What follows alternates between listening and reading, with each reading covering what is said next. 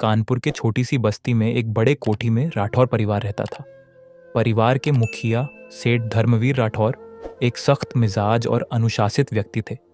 उनकी पत्नी सावित्री देवी घर की लक्ष्मी और परंपराओं की रखवाली थी।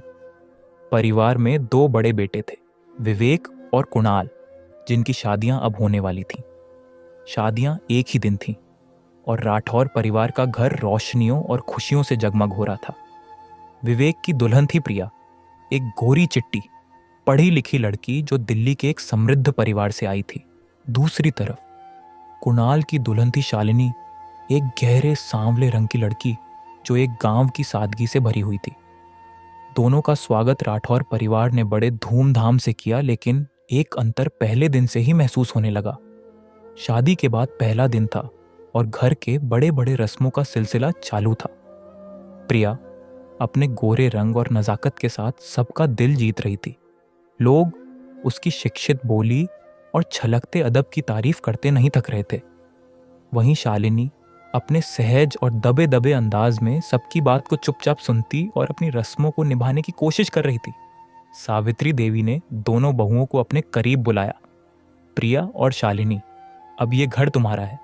परिवार के हर व्यक्ति की सेवा और इज्जत तुम्हारी जिम्मेदारी है, उन्होंने कहा। प्रिया ने तुरंत मुस्कुराकर जवाब दिया, जी मां जी, मुझे आपका आशीर्वाद चाहिए।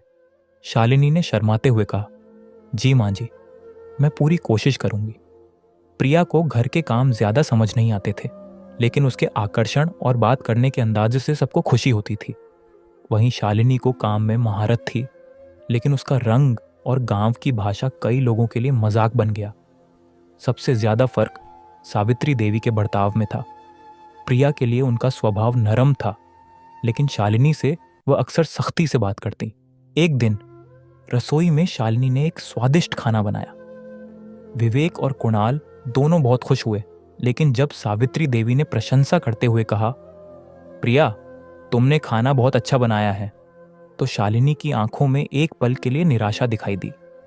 प्रिया ने शालिनी की ओर देखा और उसका हाथ पकड़कर बोली, यह शालिनी ने बनाया है मां जी, वह खाना बनाने में मुझसे कहीं अच्छी है। लेकिन सावित्री देवी चुप रहीं।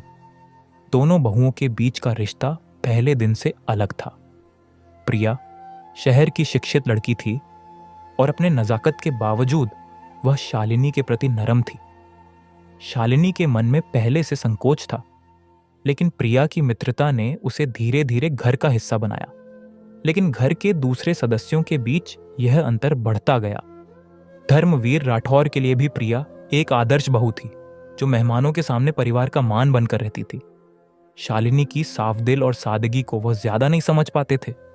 एक तरफ घर में प्रिया की तारीफ होती थी, दूसरी तरफ शालिनी को अक्सर उनकी गलतियों के लिए दोष दिया जाता था। शालिनी के मन में सवाल उठ रहा था, क्या उसका रंग उसके संस्कारों से ज्यादा महत्वपूर्ण है? एक दिन जब घर में एक बड़ी पूजा का आयोजन हुआ, तब कुछ ऐसा घटा जो शालिनी के जीवन और राठौर परिवार के समझ में एक नए अध्याय की शुरुआत बन गया। लेकिन उसके पहले प्रिया और शालिनी के रिश्ते को एक कठिन परीक्षा से गुजरना पड़ा। पिछले दिन की पूजा ने घर में एक नई हलचल पैदा कर दी थी। सावित्री देवी ने पूरे घर को साफ सुथरा रखने और पूजा का आयोजन भव्य बनाने की जिम्मेदारी दोनों बहुओं को दी थी। प्रिया ने शहरी तरीके से आयोजन का प्रस्ताव रखा, जबकि शालिनी ने पारंपरिक अंदाज में करने की बात की। दोनों की सोच में अंतर स्पष्ट था।